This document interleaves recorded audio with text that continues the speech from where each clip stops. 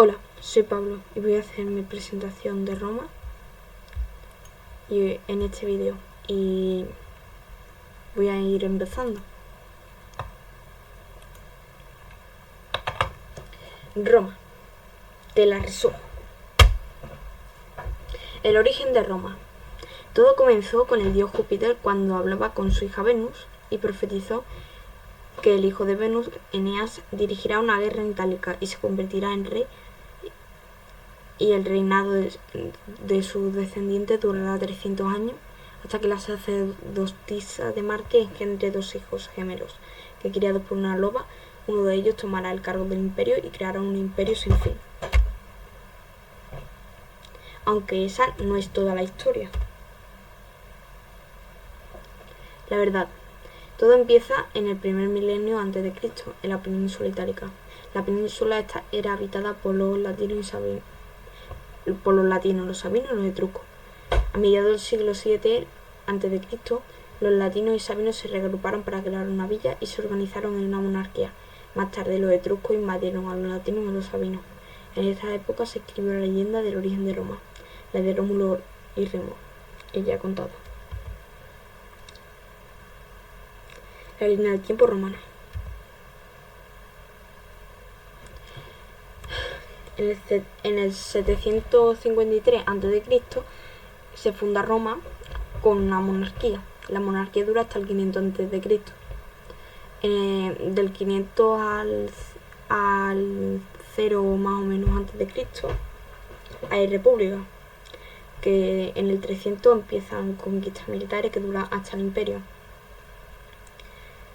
Los eventos más importantes son la fundación de Roma y nace Jesucristo y la división del imperio.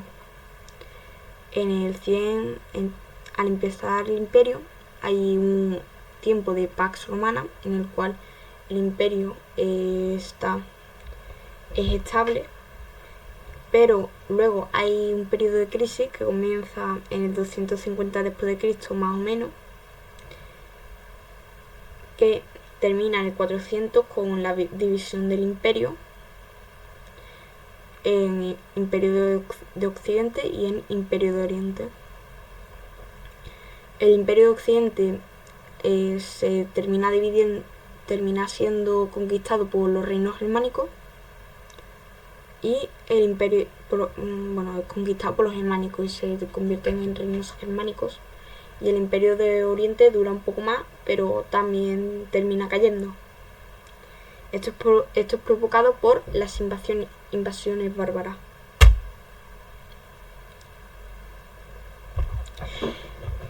El origen de la República. En el año 509 a.C., las familias aristocráticas, usando el poder del pueblo para derrotar al último rey etrusco. Entonces comenzó la República oligárquica.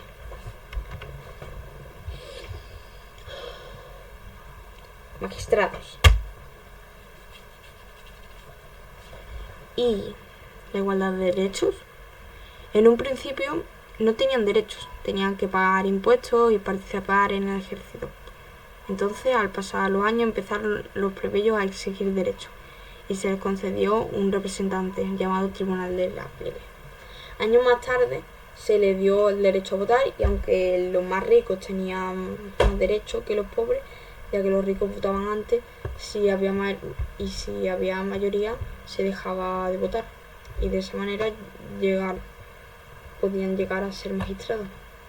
Claro, esto me refiero a la plebe.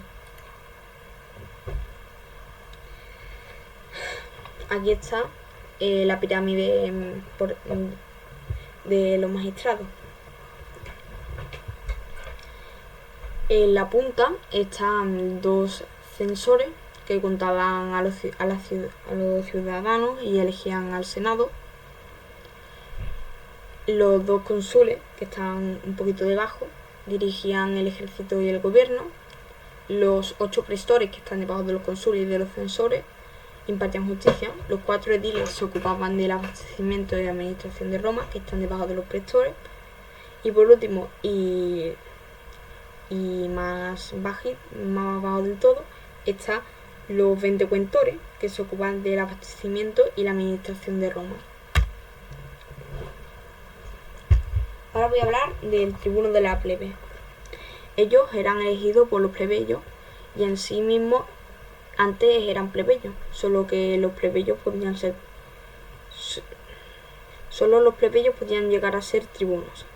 Se encargan de representar a la plebe y eran 10 tribunos. ¿Cómo conquistaron el Mediterráneo, Grecia y Asia Menor? Los romanos pudieron conquistar todas estas tierras gracias a su gran disponibilidad de soldados, ya que su ejército era gigante y se dividía en legiones de 5.500 personas, que cada legión se dividía en pequeñas centurias de 100 personas, de 100 hombres, con armas compradas por ellos, que es un detalle importante. No les daban armas antes de ir, les decía, tienes que comprarte algo, y normalmente pues eran lanzas, ya que eran más baratas que el resto de armas. Eso sí, ellos recibían una paga y también recibían, por así decirlo, el bono de tener más tierras de las que hayan conquistado, y también conquistaron todas estas tierras por su gran disciplina. Aquí hay una lectura de Tito Livino en el siglo I a.C. que cuenta: si durante la batalla los soldados retroceden ante el enemigo, el oficial reunirá a todos los soldados en fila y hace salir a los que han abandonado su puesto para azotarlos y luego decapitarlos ante sus compañeros.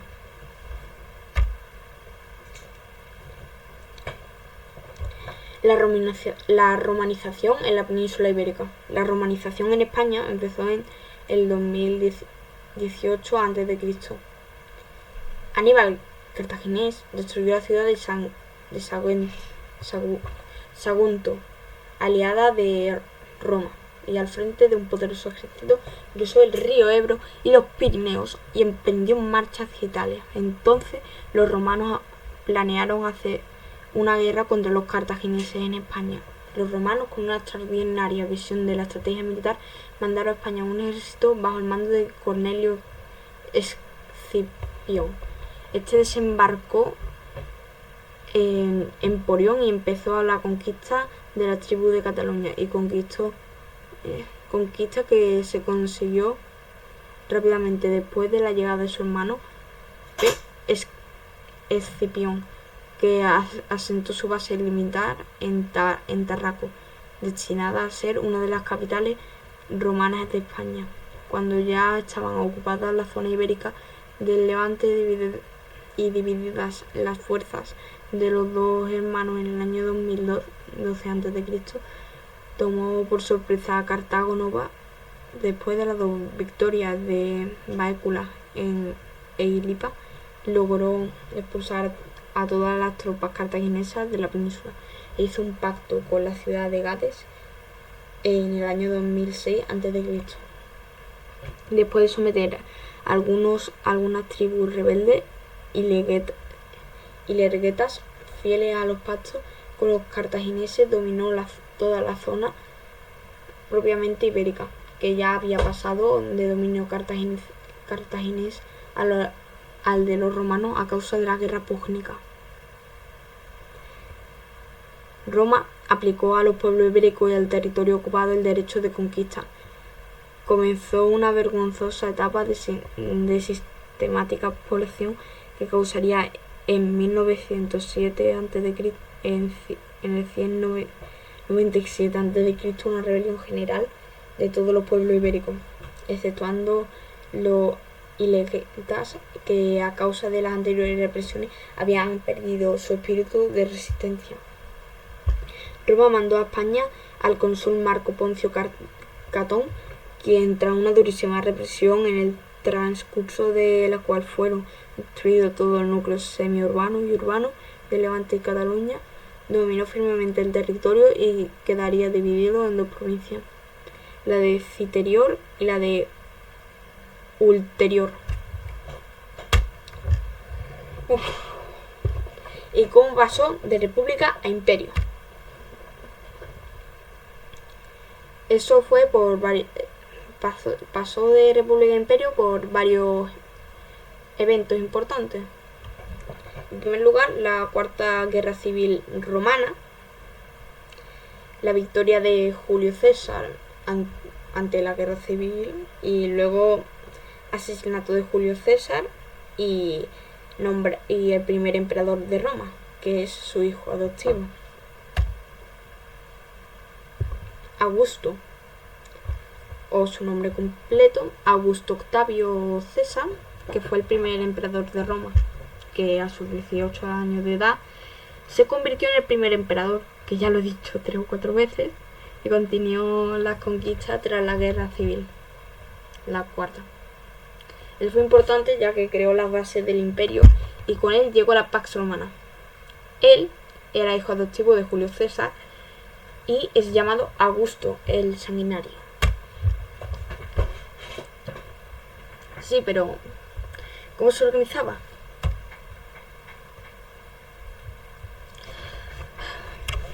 En primer lugar, el pueblo elige al emperador y él tiene los 4 poderes principales, que yo diría que debería ser que se asocia a que sus poderes son muy similares a los de un dictador, pero en verdad el pueblo lo elige, así que es algo más parecido a una no democracia, pero más cercano. Entonces, el emperador tiene 4 poderes importantes: el militar, el judicial, el religioso y el político. Por parte del poder militar, él puede nombrar a los jefes militares. Por el judicial, él puede juzgar a las personas en plan de verdad, no psicológico, y decirle, no sé, has hecho esto, no. En verdad puede mandarlo a la cárcel o en verdad no a la cárcel, sino a que le corten la cabeza. También tiene el poder religioso, siendo la primera autoridad religiosa, siendo el que tiene más poder. Y por último tiene poder político, que es cónsul, propone leyes y nombra a los gobernadores de provincia. También otra manera de ver el poder político sería de esta.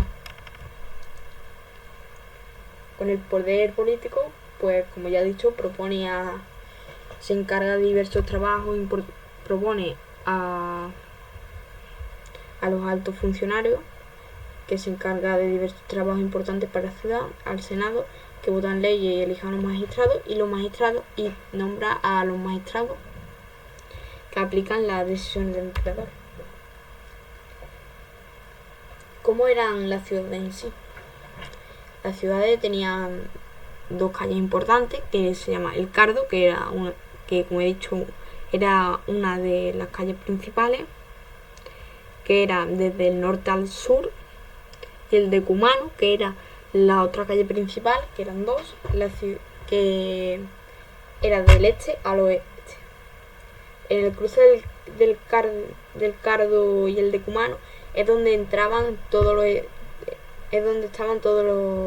donde estaba el foro, que contenía todos los edificios importantes: la basílica, los arcos del triunfo y templos variados de distintos dioses.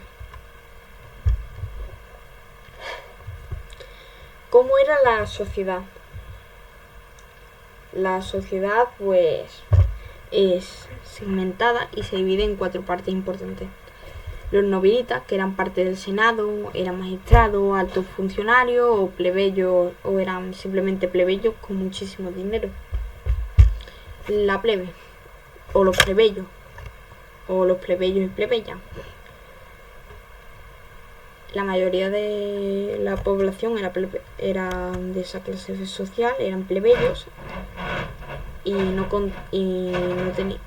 al principio no tenían muchos derechos, pero poco a poco, como ya he explicado antes, fueron consiguiendo derechos. Los libertos y la libertad. No lo he especificado, pero ellos no tenían derecho a votar. Eran esclavos liberados cuyos hijos podían ser parte de la ciudadanía y pasar a ser plebeyos, pero solo los hijos, ellos no. Eran también eran bastante numerosos. Bueno, ¿qué digo? Bueno, los esclavos y esclavas, que estos son los libertos antes de ser liberados, si son liberados, claro, a lo mejor no son liberados. Pero bueno, ellos eran muy numerosos, los esclavos y esclavas, y podían desempeñar tareas administrativas para su amo. No tenían ningún tipo de derecho. Simplemente eran objetos para sus dueños. Aunque aparte de trabajar como en tareas administrativas, también podían ser mandados a minería, a ganadería, a trabajos de cultivación y etc. La economía durante el final de la República y el Imperio. La expansión territorial favoreció la expansión del comercio y de la vida en la ciudad. Durante el siglo I después de Cristo y el siglo II después de Cristo, al haber una paz, se llamó así a ese periodo la Pax Romana. Los esclavos trabajaban en los latifundios de los patricios. Los latifundios eran grandes explotaciones agrícolas dirigidas desde una villa, casa de campo de los aristócratas. Como el latifundio trabajada por esclavos era el centro de la economía romana y es un sistema esclavista.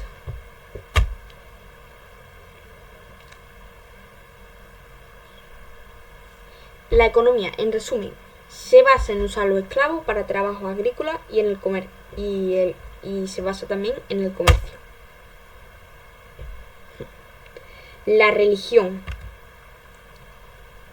La religión se basa en dioses griegos que tienen el nombre adaptado a su idioma, dioses del Estado, que son, por ejemplo, los emperadores romanos, y los dioses domésticos. ¿Por qué cayó el imperio? Bueno, pues tiene varios motivos. Por las invasiones bárbaras que estaban invadiendo Roma, por el motivo que cayó el imperio de Occidente y que eran atacados constantemente por los pueblos germánicos. Durante el siglo III después de Cristo hubieron varios golpes de estado y muchos cambios de emperador. Y por último, la falta de esclavos, que como he dicho era la base de la economía, y claro, como los esclavos eran la base de la economía, y al haber falta de esclavos, pues la economía iba cayendo y no había cosas, era una pobreza absoluta. Bueno, gracias por la atención y aquí concluye mi vídeo. Adiós.